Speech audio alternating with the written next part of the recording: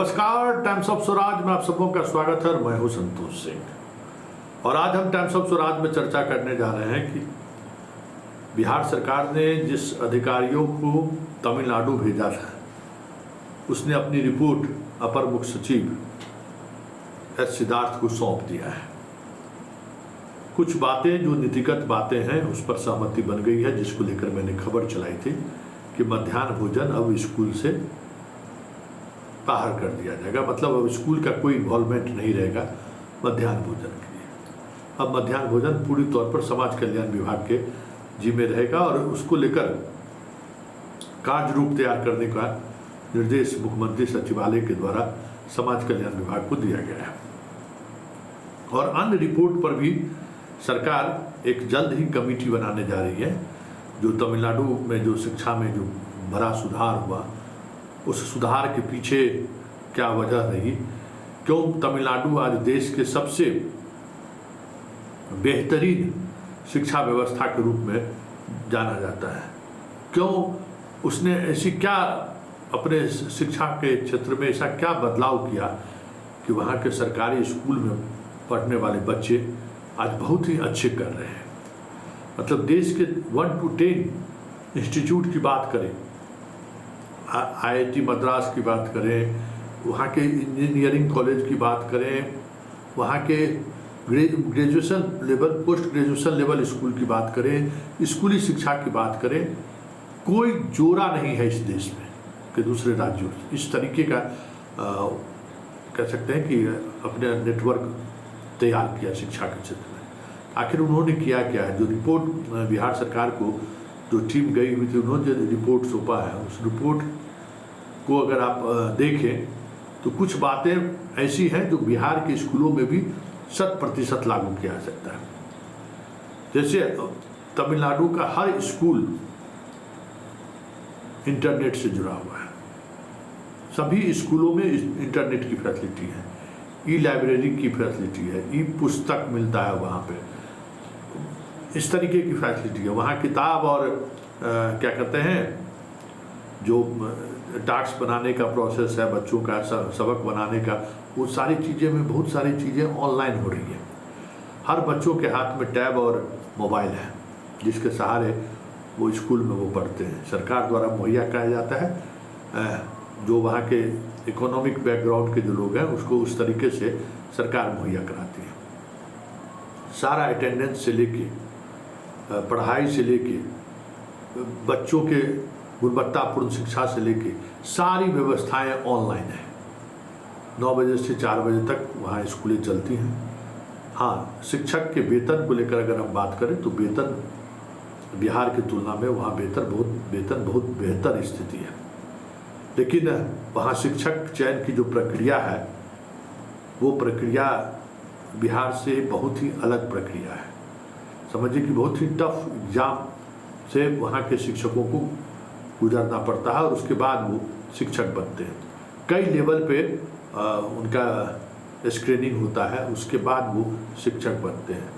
अधिकांश जिलों में शिक्षक ही प्रमोट होकर शिक्षा पदाधिकारी जो यहाँ DPM, DO, DSC वगैरह जो बनते हैं, वहाँ शिक्षा विभाग से ही मतलब शिक्षकों से ही प्रमोट होकर 90% कह सकते हैं प्रमोशन के पर ही उस पद पे जाते हैं, जो चीज़ें बिहार में नहीं के बराबर है। इसके अलावा अगर हम बात करें स्कूली शिक्षा को, जैसे हम लोग पुराने दौर में, मतलब बहुत सारा ऐसा नहीं है, पुराने दौर में हम लोगों के यहाँ भी छुट्टी होने के बाद पहाड़ा खूब जोर जोर से कहा जाता था पढ़ने के लिए, आधे घंटे का वो सेशन होता था। आज तमिलनाडु में इस तरीके का सेशन मस्ट है कि बच्चों को पढ़ाई जोर जोर से पढ़ने की आदत डालिए और आधे घंटे वो इस तरह जोर जोर से पढ़ें, जो अपने यहाँ भी था, जिसको हम लोग छोड़ दिए। बहुत सारी ऐसी व्यवस्था है जिस व्यवस्थाओं को हम लोगों ने छोड़ा है, उसको तमिलनाडु ने अपनाया है। बहुत सारी ऐसी व्यवस्था है। शक्ति के मामले में ये नहीं है कि अब आप अगर पढ़ाई के मामले में अगर आप लापरवाही बरत रहे हैं तो फिर आपके साथ शक्ति नहीं बरता जाएगा, ऐसा नहीं है। वहाँ उस तरीके की चीज़ें हैं, पढ़ाई पे शक्ति बरती जाती है। ई लाइब्रेरी गुणवत्तापूर्ण परीक्षा को लेकर कई तरह की चीज़ें वहाँ है। पढ़ाई की बात करें तो पहला से 5वां एक सेक्शन प्राथमिक सेक्शन, फिर 6ठा से 10वां एक सेक्शन, 11th 12th एकदम सेपरेट, बिहार की जैसे नहीं कि 9th 10th 11th 12th भी एक ही जगह, क्योंकि 11th 12th अपने आप में समझ जाइए कि एक ऐसा आधार है जिस आधार पर ही आप इंजीनियर, डॉक्टर, IAS IPS सब बन सकते हैं। उस 11th 12th को आप हल्के में नहीं ले सकते हैं। रीड है, मतलब पूरे पढ़ाई की व्यवस्था में 11th 12th रीड है। हम लोग वहीं पे पिछड़ रहे हैं, प्रारंभिक शिक्षा में पिछड़ रहे हैं या फिर 11th 12th में पिछड़ रहे हैं। कोई मतलब इस तरीके से खिचड़ी कर रखे हैं कि 9th 10th 11th, जबकि 1 to 5 बेसिक तौर पे कैसे छात्र मजबूत है उस पर तमिलनाडु गवर्नमेंट फोकस करती है। वो उस मजबूती के बाद जो स्टूडेंट, ऐसा नहीं कि जबरन पास करके भेज दो, वहाँ वो है सारा कुछ उसके, उसने कितनी कौन सी पढ़ाई की है, क्या पढ़ाई किया है, कौन सी किताब में उन्होंने दिलचस्पी दिखाई, सब कुछ डिजिटल पर सब कुछ उपलब्ध है। पूरा चीज़ डिजिटलाइज है, मतलब समझिए ई किताब ही उसके पास, ई डायरी उसके पास है, स्टूडेंट के पास सब कुछ डिजिटल फॉर्मेट में है। वहाँ वो अपना, और इसका ये मतलब नहीं कि वो लिखना छोड़ दिया है, लिखने का भी विशेष सेशन है।